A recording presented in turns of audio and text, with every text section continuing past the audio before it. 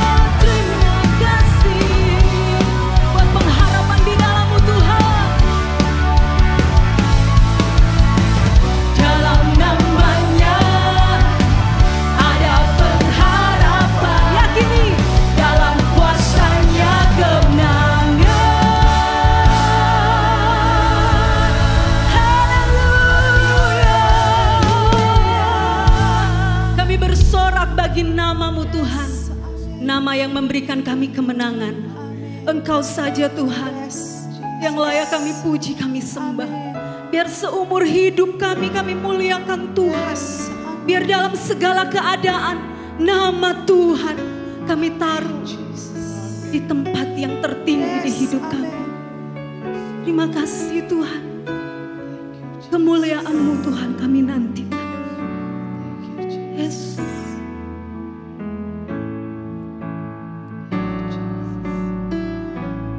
Dipenuhi kemuliaan, dipenuhi pujian, kami berikan padamu Tuhan, korban pujian. Dipenuhi kemuliaan, dipenuhi pujian, kami berikan padamu Tuhan, korban pujian.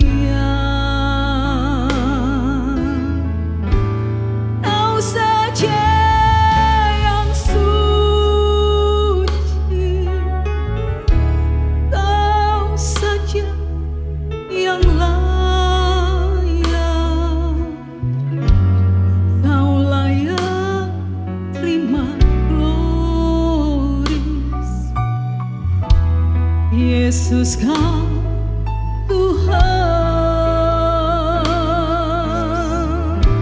Kau saja yang suci, Kau saja yang layak, Kau layak terima glory. Yesus Kau Tuhan. Mari bersama nyanyikan. Dipenuhi kemuliaan, Engkau dipenuhi pujian, dipenuhi pujian, kami berikan padamu Tuhan, korban pujian.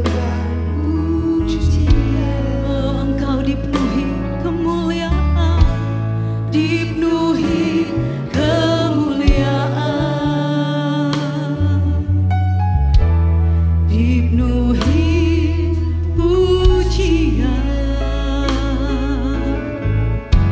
kami berikan padamu Tuhan, korban pujian. Sebab hanya Dia yang suci dan layak. Kau saja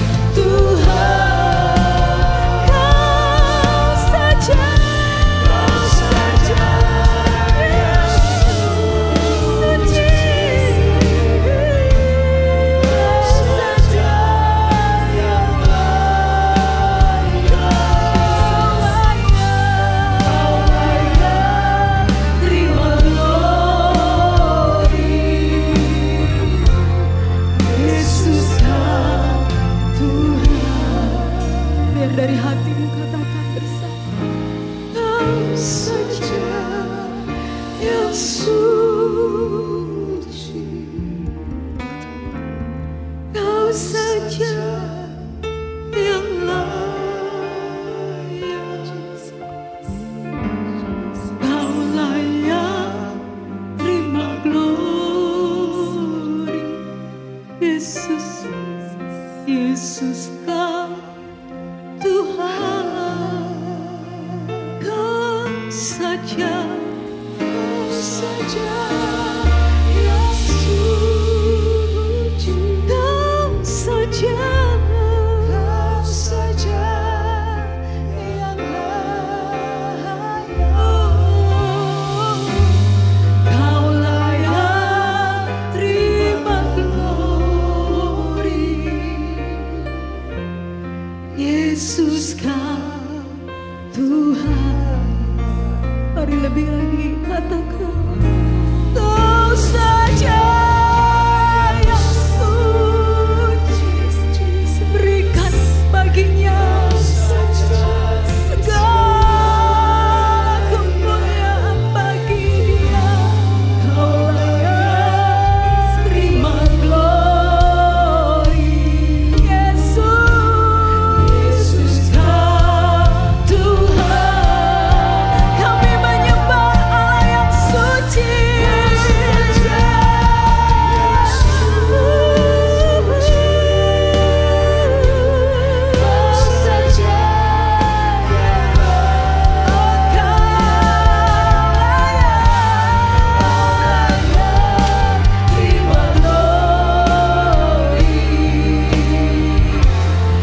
Yesus Kau layak terima glory. Kau layak terima glory. Yesus, Yesus Kau Tuhan. Kau layak terima glory. Terima glory. Yesus Kau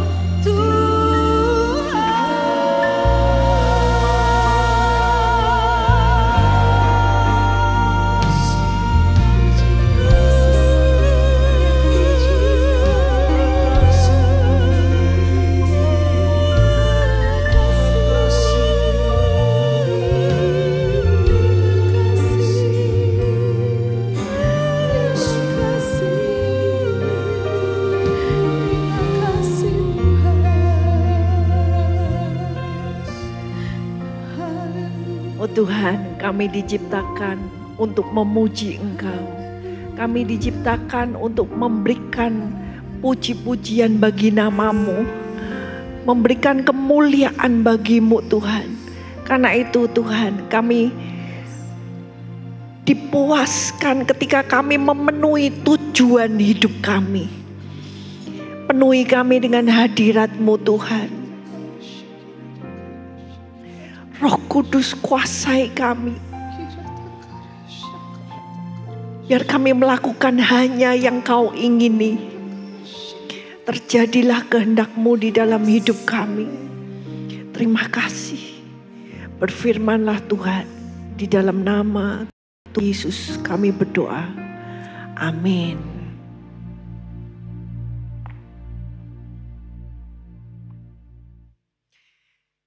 Shalom Bapak Ibu Saudara yang dikasihi Tuhan. Sungguh ketika Allah kita itu adalah Allah kemuliaan. The God of glory. Maka ketika kita melayani Tuhan. Maka Tuhan juga mau pelayanan kita itu adalah pelayanan kemuliaan. Nah untuk itu Tuhan mencari orang-orang yang mau. Orang-orang yang rindu dan orang-orang yang rela membayar harga untuk dipakai oleh Tuhan. Nah, kita melihat contoh kita yang paling nomor satu teladan kita adalah Yesus. Bagaimana pelayanan Yesus itu dipenuhi dengan kemuliaan. Dan Yesus datang memberikan teladan bagi kita. Bagaimana kita harus mengikuti Tuhan. Mari kita baca Yohanes 1 ayat yang ke-14. Firman itu telah menjadi manusia dan diam di antara kita. Dan kita telah melihat kemuliaannya, yaitu kemuliaan yang diberikan kepadanya sebagai anak tunggal Bapa, penuh kasih karunia dan kebenaran. Ya, Yesus firman yang menjelma, berinkarnasi menjadi manusia, menurunkan dirinya sampai paling bawah. Dan ketika kita melihat firman ini menjadi manusia, maka murid-murid Yohanes bersaksi, kita melihat kemuliaan. Karena kemuliaan ini adalah kemuliaan daripada anak satu-satunya. Nah, kemuliaannya seperti apa? Saudara, kalau saudara mengharapkan dalam pikiran Anda, wah seperti anaknya raja ya. Oh semuanya bagus, mungkin rumahnya besar, mobilnya bagus, bajunya bagus. Ternyata enggak. Yesus itu dikatakan dalam Yesaya 53 bahwa dia adalah manusia yang penuh dengan kesengsaraan. Tidak dilihat oleh orang. Tetapi mereka yang percaya, mereka berkata kami melihat kemuliaan. Nah, kemuliaan ini datang dari mana? Bukan dari harta, bukan dari penampilan. Tapi Yesus punya kemuliaan yang keluar dari kebenaran dan kasih karunia atau anugerah. Kemuliaan ini bersinar karena penuh dengan kebenaran. Mungkin di luarnya sederhana, tapi ketika di dalam kita itu penuh isinya semua kebenaran, maka ada terang kemuliaan. Dan bukan hanya kebenaran tapi anugerah. Tanpa anugerah kita nggak bisa benar.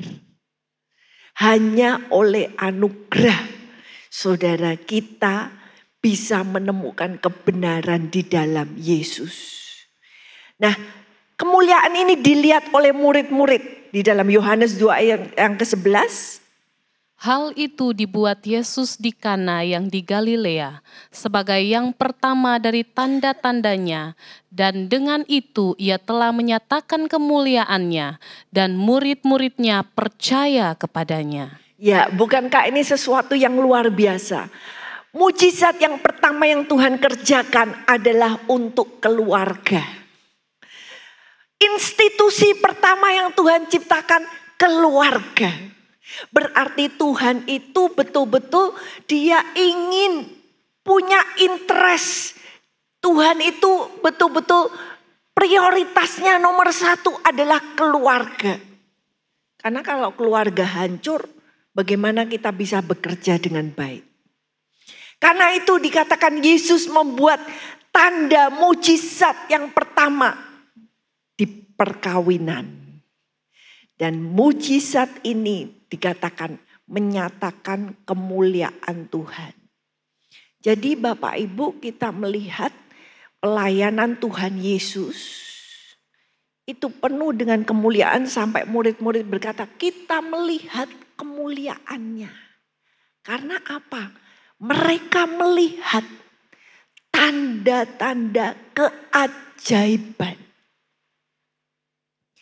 Mari kita baca satu ayat lagi. Matius 4 ayat 23.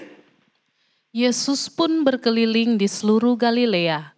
Ia mengajar dalam rumah-rumah ibadat dan memberitakan Injil Kerajaan Allah serta melenyapkan segala penyakit dan kelemahan di antara bangsa itu.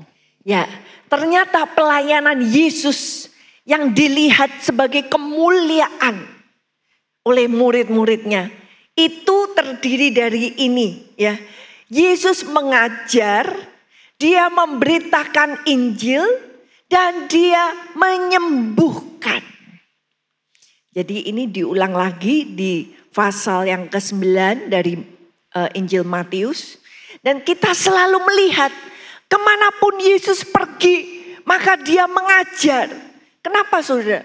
Karena kalau orang hanya mengalami mujizat tubuhnya sembuh, tapi pikirannya tidak berubah, ya sama saja.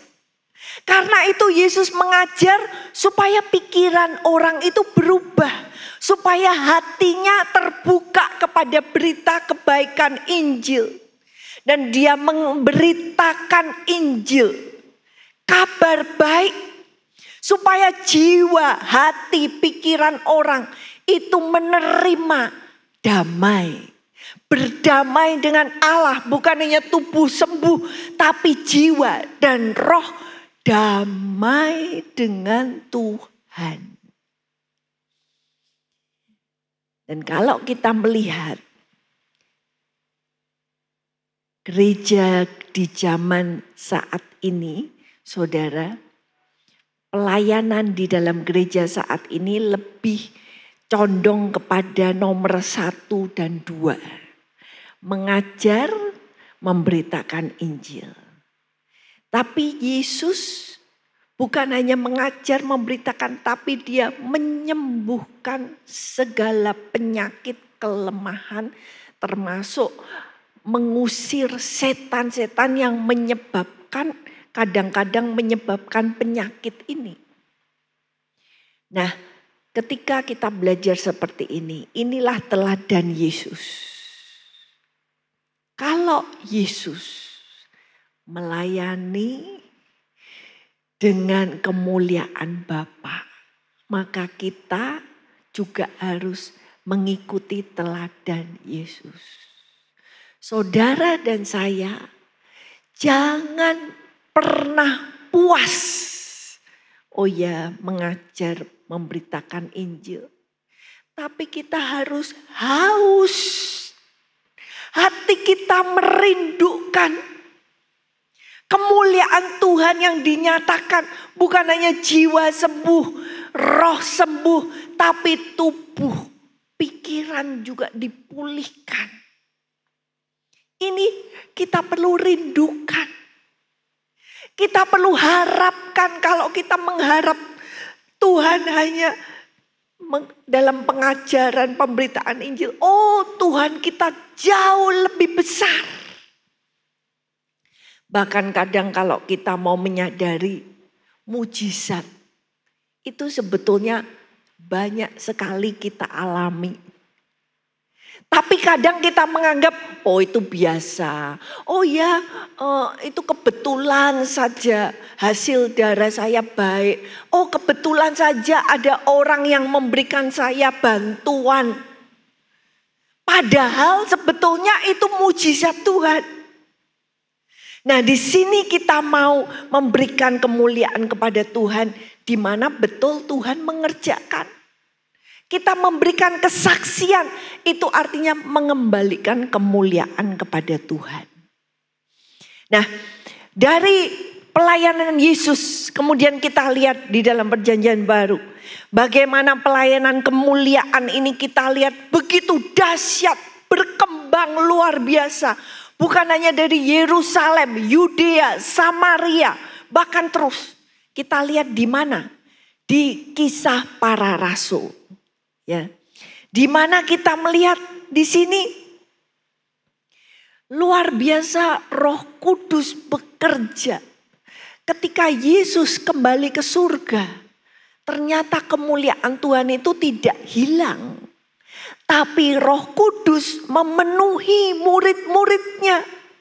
Dan lewat orang-orang yang percaya kepada Yesus, maka terjadi pelayanan kemuliaan yang menyebar kemana-mana. Saudara, kita nggak bisa elakkan bahwa di dalam ketika Anda membaca Kisah Para Rasul, banyak nama-nama yang dipakai. Tapi semuanya dikerjakan oleh satu, yaitu Roh Kudus. Jadi kita perlu mengenal Roh Kudus dan bersandar bekerja sama dengan Roh Kudus di dalam pelayanan kita. Oh, saya melayani hanya terima tamu. Saudara, ketika saudara melayani terima tamu, tapi saudara berdoa, saudara mengundang hadirat Roh Kudus, saudara berdiri di pintu, saudara berkata, Tuhan, ketika aku di sini orang lewat, aku menyapa, mereka mengalami lawatan Tuhan. Nah, ini pelayanan yang bekerja sama, bergandengan dengan Roh Kudus. Dan kalau kita lihat di dalam Kisah Para Rasul, dimulai dengan para rasul Petrus dan teman-teman. Tapi kemudian kita melihat selanjutnya Kisah Para Rasul, itu kita mendengar tentang seseorang yang namanya Paulus. Dia berkata, aku ini yang paling terakhir dari semua rasul-rasul. Aku ini sebetulnya gak layak. Tapi saudara lihat di dalam Kisah Para Rasul, hampir lebih dari separuh itu dipenuhi dengan kisah pelayanan Paulus. Bagaimana bukan Paulus, dia berkata, bukan aku, tapi Roh Kudus yang bekerja dengan dahsyat di dalamku. Jadi mari kita mau melihat ya, bagaimana Rasul Paulus ini mempunyai pelayanan kemuliaan. Yang pertama, mari kita baca dari 2 Korintus 3 ayat 8 sampai 11.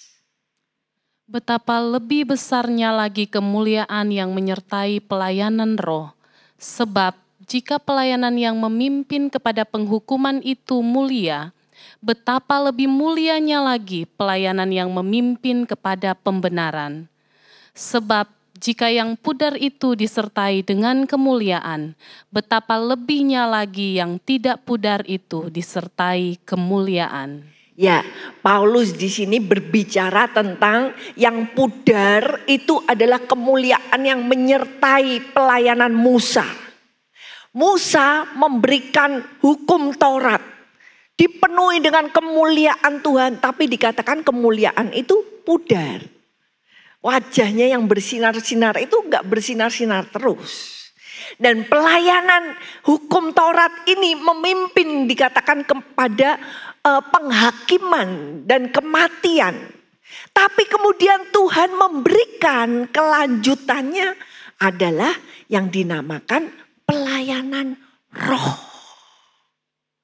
Jadi Bapak Ibu, pelayanan yang di dalam kemuliaan itu tidak bisa tidak. Kita harus masuk di dalam yang namanya pelayanan roh. Roh Kudus.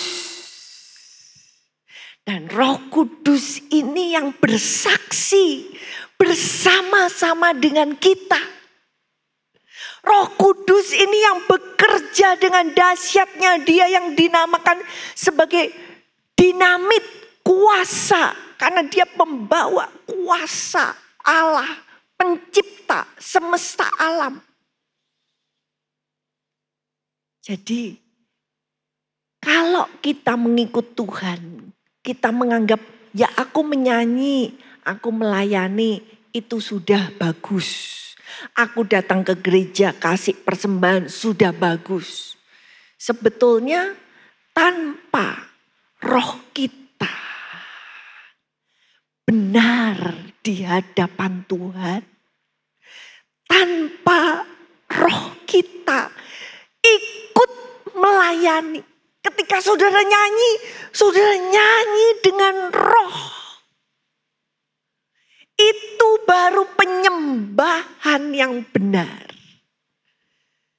Ketika ketika semua pelayanan kita dilakukan tanpa roh, maka kita tidak masuk di dalam pelayanan roh. Saudara mungkin melayani di belakang kamera. Tapi ketika engkau pegang kamera, engkau bersekutu dengan Roh Kudus. Engkau dipimpin oleh Roh Kudus kemana kameramu pergi. Semua hal di dalam hidup kita, kalau kita mau masuk di dalam kemuliaan, pelayanan kemuliaan, harus masuk di dalam pelayanan roh.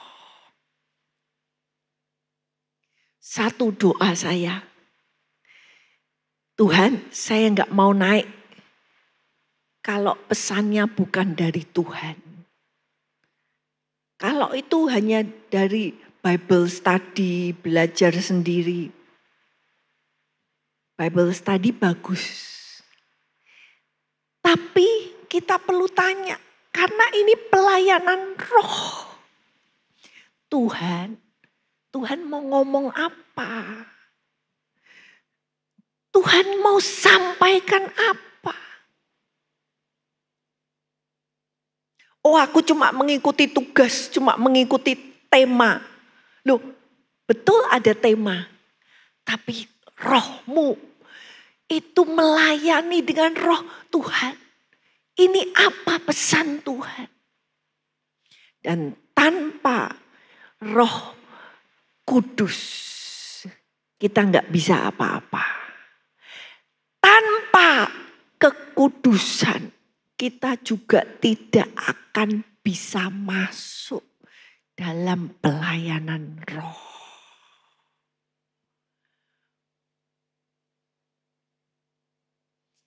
Dan dikatakan pelayanan yang mulia ini, lebih mulia pelayanan ini yaitu memimpin kepada pembenaran. Ketika saudara, mungkin saudara berkata, oh aku ibu rumah tangga, aku melayani di rumah, aku masak, aku merawat anak-anak, melayani suami. Tapi pertanyaannya, ketika engkau melayani Tuhan, itu untuk Tuhan. Salah satu buktinya adalah pelayananmu itu memimpin kepada pembenaran. Jadi ketika kita melayani, kita mau katakan aku melayani keluarga. Keluarga kita dibawa enggak kepada kebenaran?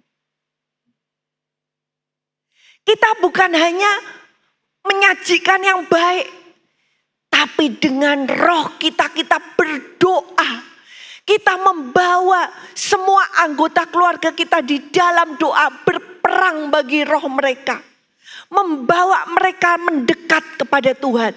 Nah, itu baru pelayanan yang betul-betul memimpin orang kepada pembenaran. Dan ini yang harus kita harapkan. Saudara, kita bukan hanya mengharapkan orang dengar, orang nyanyi, mendengar musik bagus, semuanya bagus. Tapi do nothing. Setelah selesai gereja, ya sudah. Tapi yang kita mau minta pada Tuhan, kita mau berdoa. Tuhan, ketika aku melayani, orang itu bisa digerakkan untuk bertobat. Meninggalkan jalan-jalannya yang keliru. Baru itu pelayanan roh. Karena engkau membawa orang itu mau berbalik. Mau melangkah, meninggalkan dosa kehidupan lama. Baru itulah pelayanan yang membawa kepada kemuliaan. Dan dikatakan disertai kemuliaan yang tidak pudar, yang permanen. Ini kita berbicara tentang kemuliaan yang begitu dahsyat. Dan ini Paulus yang kita lihat di sini. Dia bisa bicara seperti ini. Karena dia pasti mengalami. di dalam pelayanannya dia mengalami hal-hal ini. Bagaimana dia melihat orang ya magician, tukang sihir bisa berbalik. Nah ini yang kita rindukan, karena itu kita gandeng, kita mengikuti Roh Kudus. Tanpa Roh Kudus gak mungkin orang tuh sadar dosa. Karena hanya Roh Kudus yang menemplak hati nurani. Hanya Roh Kudus yang menyadarkan. Karena itu dimanapun engkau melayani di gereja, engkau melayani di rumah, engkau melayani di tempat kerja. Biar pelayanan itu engkau lakukan dengan Roh Kudus. Sehingga membawa pertobatan. Ada satu kesaksian yang begitu luar biasa saya dengar dari anggota-anggota gereja yang mengalami lawatan Tuhan. Dan mereka percaya lawatan Tuhan tidak dibatasi oleh tembok 4 sisi ini ya. Jadi mereka keluar dari gereja, mereka bawa lawatan Tuhan itu kemanapun. Jadi waktu mereka pergi supermarket, mereka ada salah satu jemaat yang sedang belanja. Ke supermarket kan belanja biasa. Kemudian sudah selesai belanja, maka dia bawa belanjaannya ke kasir, mau bayar. Ini tidak ada khotbah loh saudara. Waktu dia berdiri di kasir, tanpa khotbah, tanpa apa-apa. Kasirnya nangis, merasakan hadirat Tuhan yang datang dengan orang yang percaya ini. Tanpa perkataan satupun. Kasir ini merasakan hadirat Tuhan. Dan dia nangis, dia ngomong, tolong doakan saya. Ini namanya pelayanan roh. Selama kita tidak bersandar kepada Roh Kudus, mengikuti pimpinan roh, jangan-jangan nanti Tuhan berkata, orang-orang yang ngomong pada Tuhan, Tuhan aku sudah melayani engkau, aku sudah berbuat ini, berbuat itu. Tapi Tuhan berkata, aku kok gak kenal ya sama kamu. Jangan sampai itu terjadi kepada kita. Tapi biar kita mau berjalan bersama Roh Kudus. Coba kita lanjutkan ayat 17 dan 18. Sebab Tuhan adalah roh, dan di mana ada roh Allah, di situ ada kemerdekaan. Dan kita semua mencerminkan kemuliaan Tuhan dengan muka yang tidak berselubung. Dan karena kemuliaan itu datangnya dari Tuhan yang adalah roh, maka kita diubah menjadi serupa dengan gambarannya dalam kemuliaan yang semakin besar. Ya, kemudian diterangkan bahwa pelayanan yang hukum Taurat itu menyebabkan orang itu punya tabir. Sehingga mereka nggak bisa melihat kemuliaan Tuhan. Tetapi ketika seseorang berpaling, berbalik kepada Tuhan, maka tudung itu disingkapkan. Sebab Tuhan adalah roh. Di mana ada roh Allah, di situ ada kemerdekaan. Jadi kemerdekaan yang sejati kita bisa melihat. Kita tidak tertipu, kita tidak buta rohani. Itu hanya bisa disingkapkan oleh roh Tuhan. Baru bisa melihat. Karena itu mari kita berseru kepada Tuhan. Tuhan buka mataku supaya aku melihat kemuliaan-Mu. Ayat 18, dan kita semua, kata ini lebih baik, lebih tepatnya dikatakan kita semua memandang kemuliaan Tuhan dengan selubung yang sudah diambil tadi. Kita memandang kemuliaan Tuhan seperti melihat cermin atau melihat gelas. Dan ketika saudara dan saya memandang, mata kita melek. Mata kita dimerdekakan dari semua penutup-penutup yang menutupi berapapun banyaknya. Dimerdekakan dari itu semua dan kita melek melihat kemuliaan Tuhan. Maka setelah kita sanggup berhadapan dengan kemuliaan Tuhan, kita diubah dari mulia ke mulia. Karena siapa yang kita sembah, siapa yang kita pandang, ya kita diubah menjadi sesembahan kita itu. Kalau kita memandangnya berhala-berhala yang lain, ya muka kita jadi pancaran wajah kita bukan memancarkan Tuhan, tapi memancarkan berhala-berhala yang lain tadi. Tapi di sini ketika kita memandang kemuliaan Tuhan terus, baru Tuhan sanggup ubahkan dari mulia kepada mulia. Nah, kenapa ayat ini punya rahasia? Kenapa kok kita nggak mulia? Kenapa kita tidak diubahkan dari kemuliaan kepada kemuliaan? Karena kita kurang memandang kemuliaan Tuhan. Seberapa kita memandang kemuliaan Tuhan, baru kita diubahkan.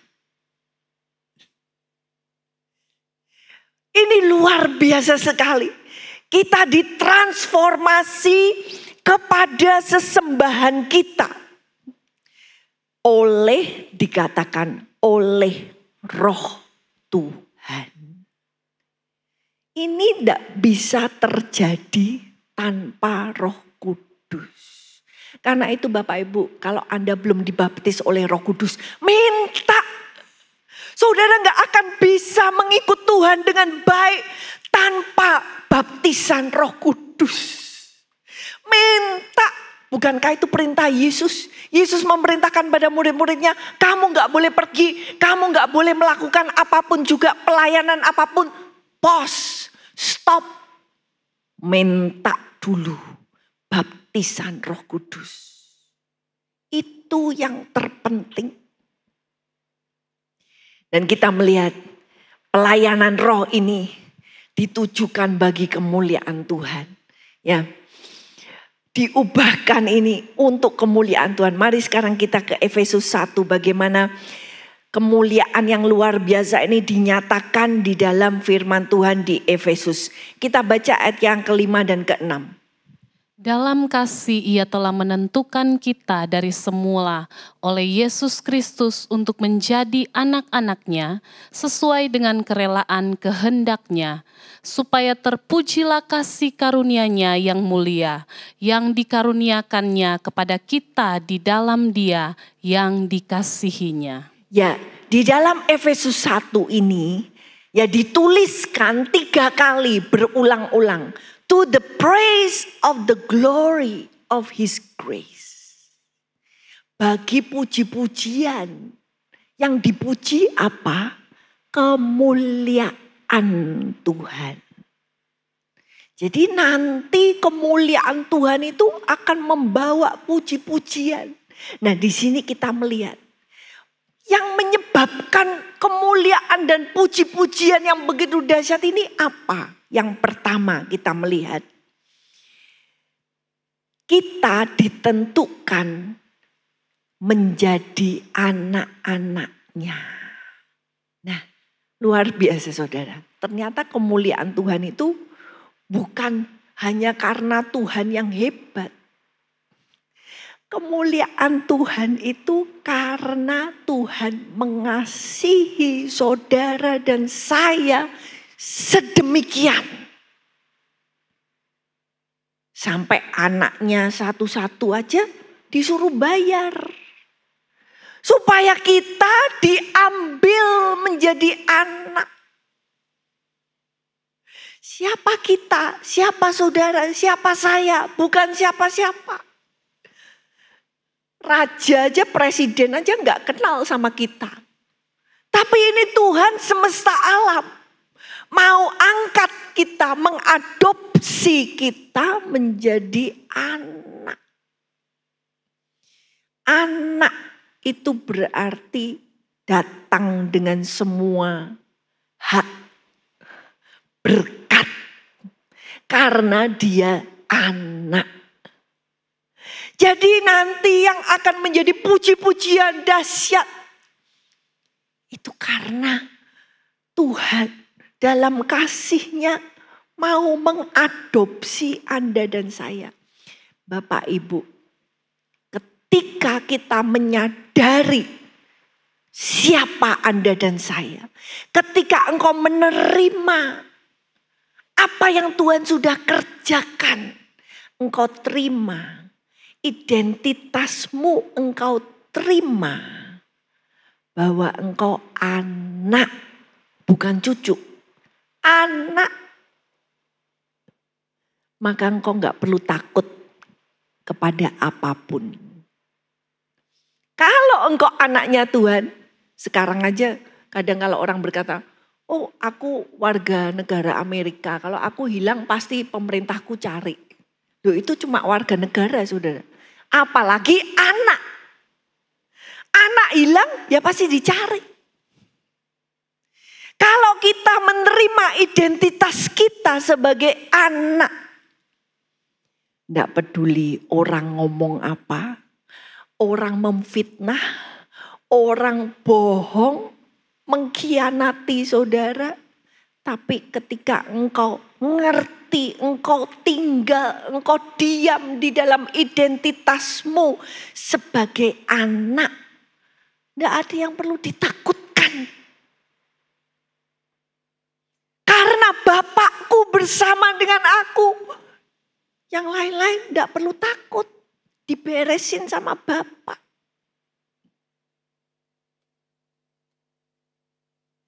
Inilah yang akan menjadi kemuliaan yang dipuji-puji dengan dahsyat. Yang kedua, apa yang menjadi kemuliaan puji-pujian bagi dia? Ayat 12. Supaya kami yang sebelumnya telah menaruh harapan pada Kristus, boleh menjadi puji-pujian bagi kemuliaan-Nya. Ya, kalau saudara lihat di sini Bapak Ibu, di ayat yang ke-12 ini didahului oleh ayat yang ke-11 yang berkata, di dalam Kristus kita mendapat warisan. Bagian yang dijanjikan, yang ditentukan dari semula. Kita itu bukan hanya diangkat menjadi anak, tetapi kemudian dapat warisan. Kemudian di ayat 12, supaya kami yang sebelumnya telah menaruh harapan boleh menjadi puji-pujian. Sekarang anak tadi satu puji-pujian karena diadopsi. Yang kedua, karena ini sekarang kami ini diberi warisan. Bagian yang ditentukan, bahasa asing, inheritance. Jadi mari kita berfokus. Bukan hanya ribut dengan warisan yang di dunia. Warisan di dunia dinikmati ya 40 tahun, 50 tahun, 60 tahun. Tapi kalau di sana enggak dapat warisan, rugi dong. Justru yang di sana yang lebih penting warisannya. Dan warisan yang akan kita dapatkan Oh nanti saudara akan orang-orang yang sederhana yang ikut Tuhan. Tapi mereka datang dengan sederhana ya. Mungkin tidak dilihat orang. Datang dengan sederhana kepada Tuhan. Nanti di surga dapat warisan yang mungkin jauh lebih besar daripada nama-nama besar yang kita tahu. Wah itu nanti menjadi kemuliaan. Kemuliaan Tuhan dipuji-puji. Wow dahsyat ya Tuhan ya. Wah warisanku hebat. Wow aku dapat bagian yang luar biasa. Dan warisan ini tetap selama-lamanya. Itu yang harus kita tuju. Itu yang harus kita rindukan. Yang ketiga di ayat 13. Tolong dibacakan dan 14. Di dalam Dia, kamu juga karena kamu telah mendengar firman kebenaran, yaitu Injil keselamatanmu, di dalam Dia kamu juga, ketika kamu percaya, dimeteraikan dengan Roh Kudus yang dijanjikannya itu. Dan Roh Kudus itu adalah jaminan bagian kita sampai kita memperoleh seluruhnya, yaitu penebusan yang menjadikan kita milik Allah, untuk memuji kemuliaannya. Ya, terjemahan Indonesia untuk memuji kemuliaannya itu sama dengan yang tadi kita baca. To the praise of His glory. Untuk puji-pujian dari kemuliaan Tuhan. Jadi yang ketiga, apa yang dipuji-puji nanti kemuliaan Tuhan hebat. Tadi pertama, karena kita diadopsi. Yang kedua, karena kita dapat warisan. Yang ketiga, karena kita dimeteraikan oleh Roh Kudus. Roh Kudus adalah jaminan bagian. Nah, kata jaminan bagian itu artinya down payment, DP. Saudara kalau mau beli sesuatu, saudara kasih DP, berarti saudara sudah pasti aku mau beli. Aku sudah kasih uang muka. Roh Kudus diberikan kepada kita sebagai DP, jaminan, uang muka sampai kita memperoleh seluruhnya, yaitu penebusan. Sehingga kita dinyatakan nanti sebagai anak-anak Allah, kita itu seperti apa? Nanti baru nyata, kelihatan wujud kemuliaannya, warisannya seperti apa. Dan ini yang ketiga. Karena kita diberikan jaminan uang muka Roh Kudus. Wow, kalau kita dapat uang muka, kita kan senang. Oh pasti ini aku pasti dapat. Nah sekarang tergantung uang muka saudara 5%, 10%. Apa uang mukamu sudah 50%? Begitu tambah besar uang mukanya 50%, 70%. Wah sudah pasti. Karena itu kita mau minta Roh Kudus itu memenuhi hidup kita. Kita mau minta Roh Kudus kuasai hidupku lebih dan lebih lagi. Supaya jaminan itu semakin teguh. Di dalam kita sudah tahu dengan pasti karena Roh Kudus diam di dalam kita bukan 5%. Tapi dia menguasai kita 80%. Wah itu sudah dahsyat.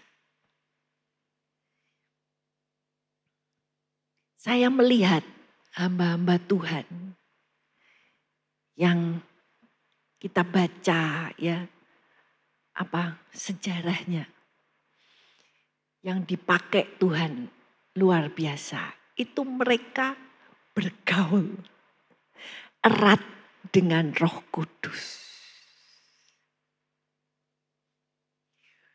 Roh Kudus itu enggak bisa, ayo jamnya lu 5 menit lagi turun. Ketika kita punya acara kita sendiri. Pokoknya ini harus gini. Ini harus selesai. Ini harus gitu. Gimana kita mau mengikuti Roh Kudus? Kadang Roh Kudus kita harus percaya. ikuti.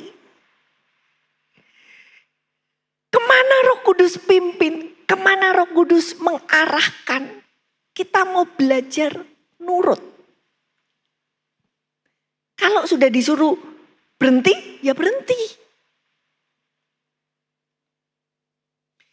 Satu kisah lawatan Roh Kudus, lawatan Tuhan yang terjadi. Saudara, waktu itu pendetanya cuma khotbah 15 menit. Jadi harusnya khotbahnya panjang, tapi dia khotbah 15 menit. Tapi apa? Sebelumnya tuh dia doa terus. Doanya tuh hampir 2 jam. Dia pimpin jemaatnya. Ini pendeta kok enggak khotbah-khotbah sih? Malah mimpin doa sampai 2 jam. Terus. Saudara bayangkan mungkin jemaat-jemaatnya udah ada yang pulang. Tapi karena dia mengikuti pimpinan Roh Kudus, dia terus berdoa. Dan kemudian setelah doa yang begitu lama, dia bangkit. Dia menyampaikan pesan Tuhan cuma 15 menit. Lawatan Tuhan terjadi. Nah, Roh Kudus tidak ada formula. Formulanya begini, begitu, begini, begitu. Roh Kudus itu kita harus mengenal dia sebagai pribadi.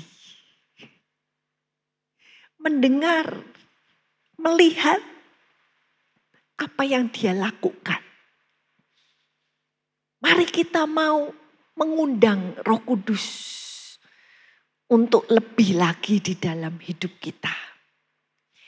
Kita lanjutkan di ayat 17 sampai 19. Dan meminta kepada Allah Tuhan kita Yesus Kristus, yaitu Bapa yang mulia itu, supaya Ia memberikan kepadamu roh hikmat dan wahyu untuk mengenal Dia dengan benar. Dan supaya Ia menjadikan mata hatimu terang, agar kamu mengerti pengharapan apakah yang terkandung dalam panggilannya, betapa kayanya kemuliaan bagian yang ditentukannya bagi orang-orang kudus, dan betapa hebat kuasanya bagi kita yang percaya, sesuai dengan kekuatan kuasanya. Ya, di sini kita melihat inilah sekarang bagian kemuliaan. Supaya Bapa kemuliaan itu. Jadi dikatakan God of glory. Sekarang kita membaca Father of glory. Bapa yang mulia. Bapa kita itu Bapa kemuliaan. Maka kalau kita mau ikut Bapa kita, ya kita harus masuk hidup di situ. Dan dikatakan mintalah kepada Bapa kemuliaan ini supaya mata kita terbuka, roh hikmat dan wahyu. Hikmat tidak akan ada tanpa takut akan Tuhan. Sekarang kita memasuki zaman di mana orang tidak punya takut akan Tuhan. Orang bisa ke gereja melayani Tuhan, mendengar firman di dalam komunitas, tapi enggak bertobat-tobat. Karena enggak takut akan Tuhan, enggak takut akan hukuman Tuhan. Di mana tidak ada takut akan Tuhan, kita enggak bisa mendapat hikmat. Jadi kalau kita mau mendekat kepada Bapa kemuliaan, saudara dan saya harus hormat. Takut itu hormat. Dan kita minta Tuhan, beri aku roh hikmat, pewahyuan. Supaya ketika kita berdoa, kita mengerti, kita membaca firman, merenungkan. Kita ngerti seperti lampu itu nyala di pikiran, di hati kita. Oh gitu toh maksudnya Tuhan. Supaya kita mengenal Tuhan dengan benar.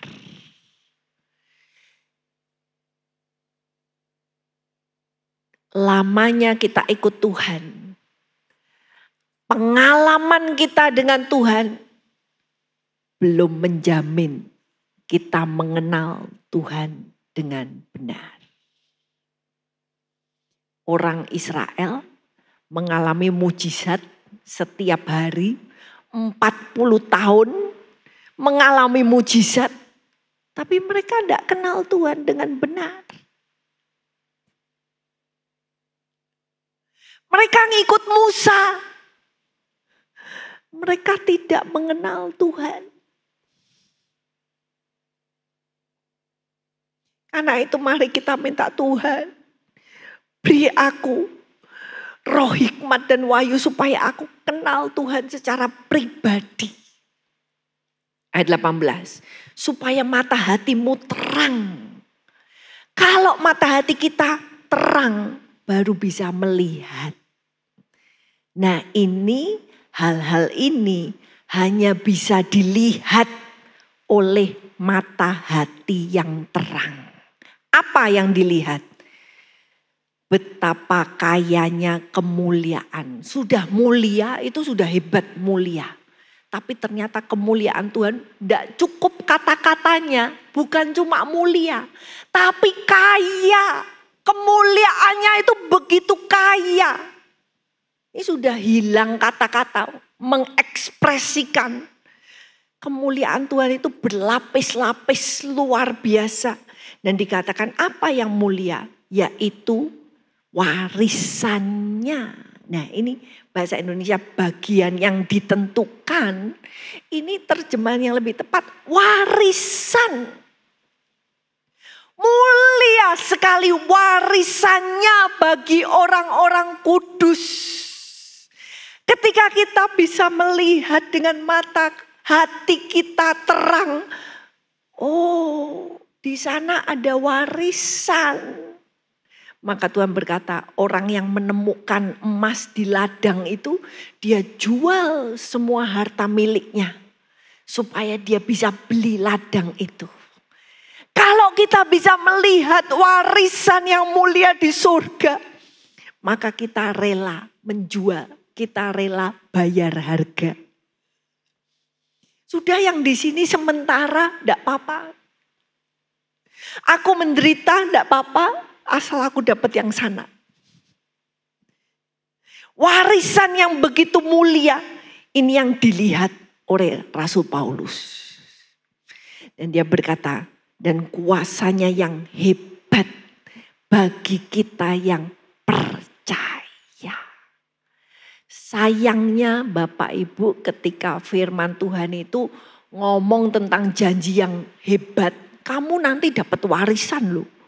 Warisan yang dahsyat mulia, kaya mulia. Banyak orang tidak percaya, mosok toh. Wong hidupku di sini aja susah kok. Wong aku berdoa-doa kok juga tidak dijawab-jawab, kayaknya susah terus. Nah, seringkali kita ketika dikasih sesuatu yang luar biasa, kita tidak percaya. Aku tidak cukup baik kok, maksud Tuhan baik gitu untuk aku. Mungkin itu untuk orang yang dekat sama Tuhan dulu. Kita merasa nggak layak.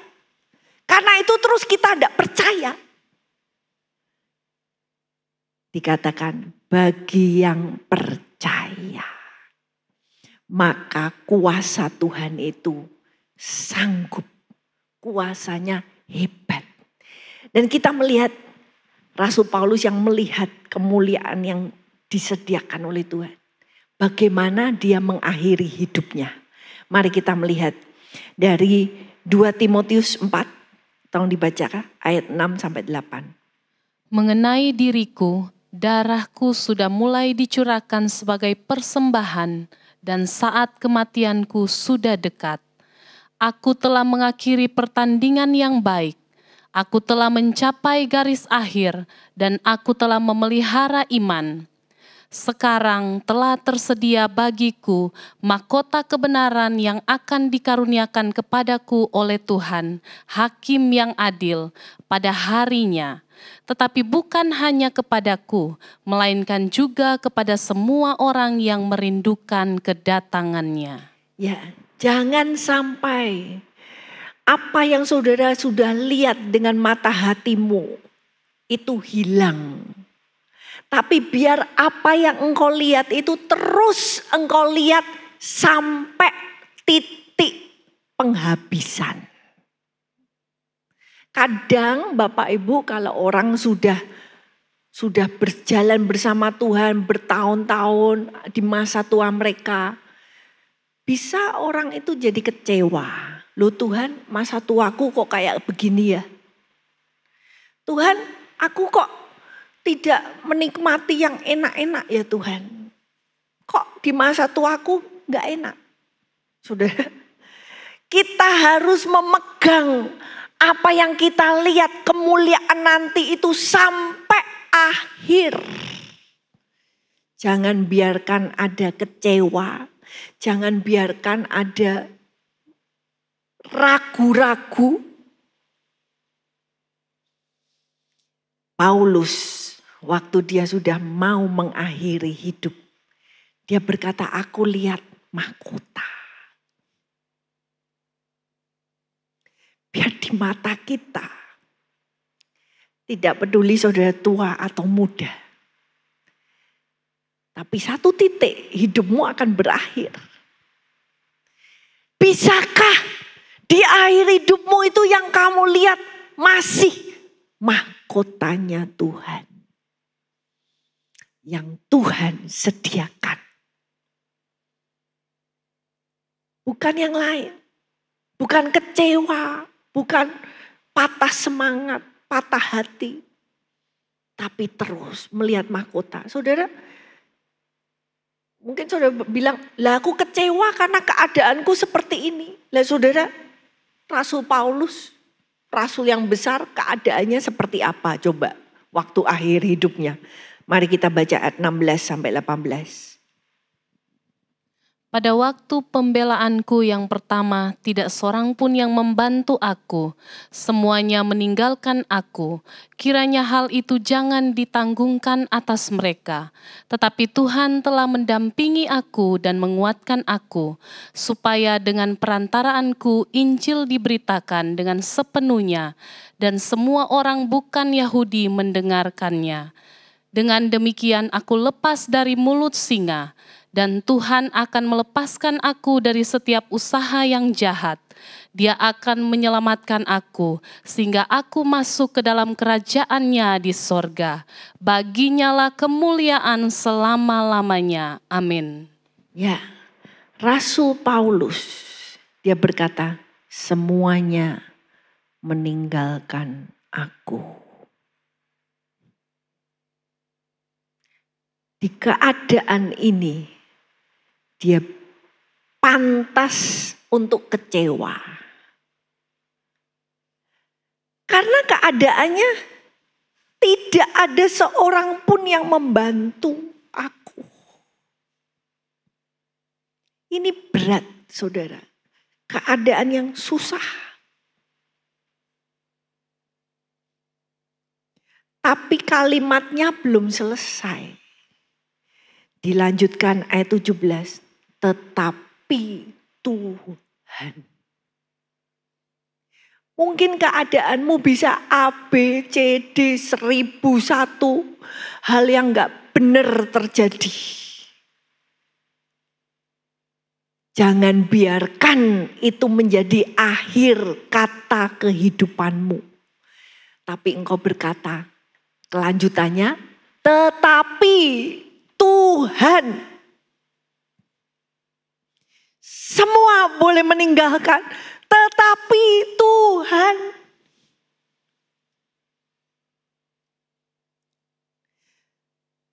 Ini yang membuat perbedaan.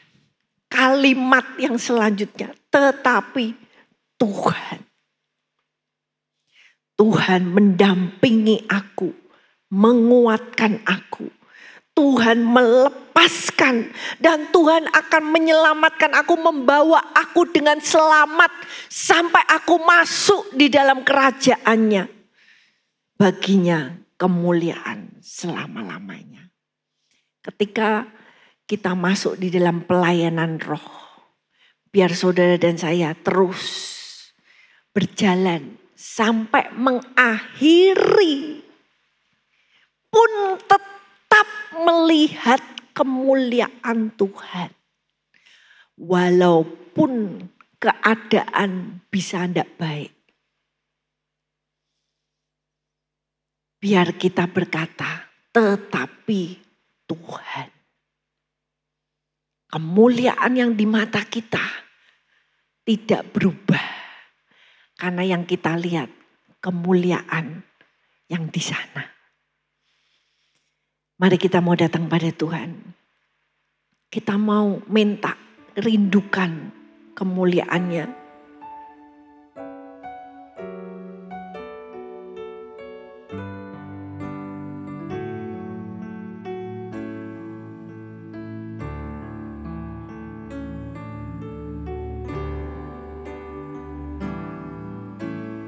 Dengan hati yang percaya, aku datang padamu ya Tuhan. Ku berikan hati menanti, nyatakan kuasa-Mu sekarang. Roh Kudus.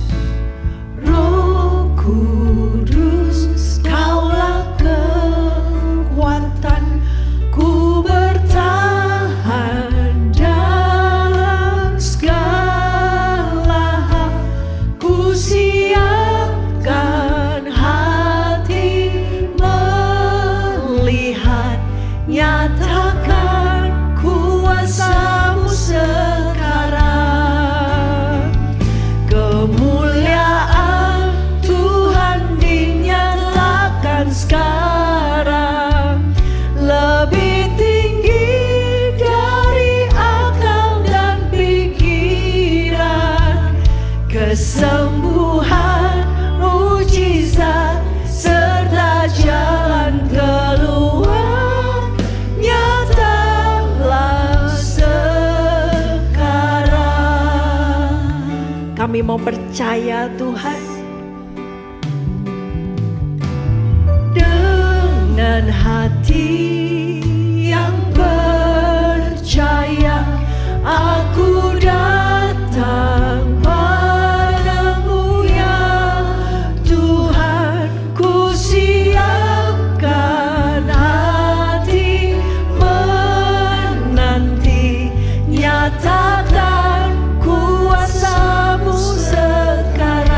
Oh Roh Kudus. Roh Kudus, Kaulah kekuatan, ku bertahan dalam segala hal. Ku siapkan hati melihat, nyatakan kuasa-Mu sekarang.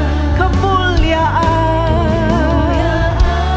Tuhan dinyatakan, nyatakan Tuhan kemuliaan-Mu. Yes Lord. lebih tinggi dari akal dan pikiran. Kesembuhan, mujizat, serta jalan keluar, nyatalah sekarang. Oh, kemuliaan Tuhan dinyatakan sekarang. Nyatakan. Lebih tinggi dari akal dan pikiran. Kesembuhan, mujizat, serta jalan keluar, nyatalah sekarang. Biar lagu ini menjadi doa kita. Barang siapa yang merindukan, yang percaya, Engkau ingin mengalami kemuliaan Tuhan dalam hidupmu. Engkau ingin dibawa naik oleh Tuhan lebih lagi. Mari nyanyikan lagu ini sebagai doamu. Nyatakan Tuhan, kemuliaan-Mu dalam hidupku. Aku rindu biar itu dinyatakan. Kemuliaan Tuhan dinyatakan sekarang lebih tinggi dari akal dan pikiran. Kesembuhan, mujizat serta jalan keluar nyatalah sekarang. Kemuliaan Tuhan dinyatakan sekarang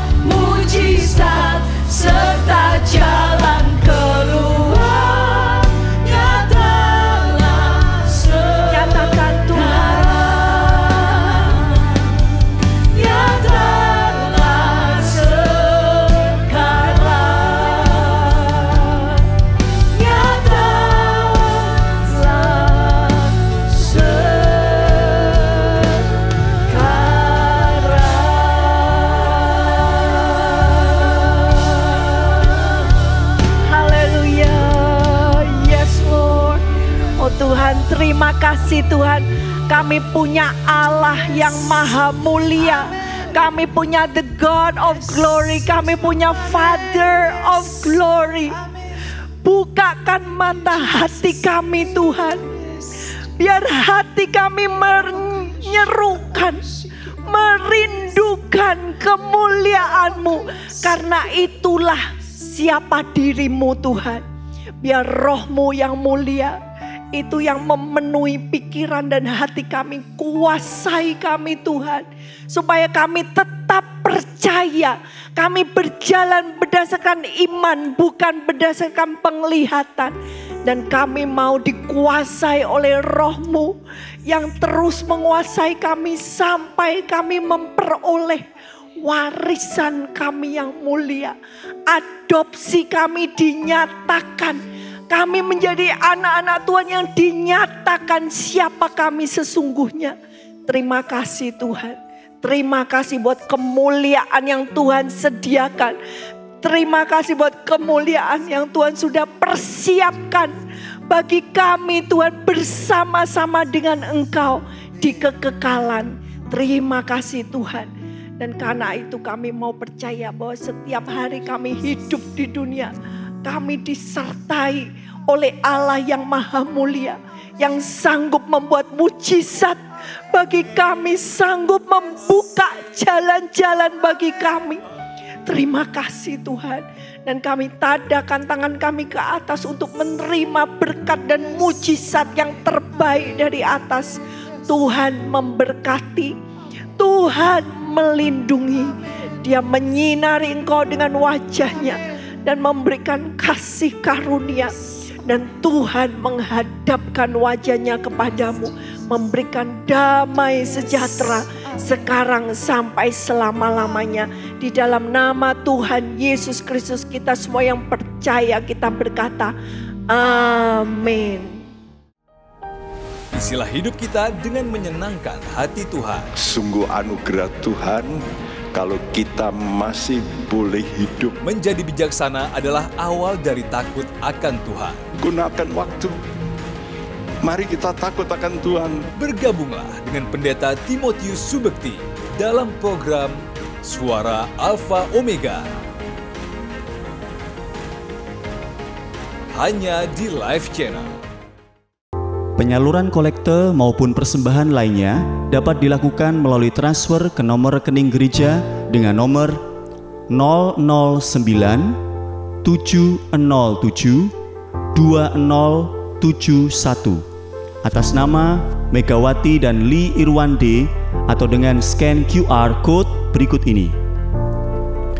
Bagi jemaat Tuhan yang rindu mendapatkan informasi seputar kegiatan gereja, renungan harian, dan lain-lain melalui WhatsApp gereja, Anda dapat mendaftar dengan cara ketik BC spasi on dan mengirimkan ke WA gereja dengan nomor 0815 7802 2000.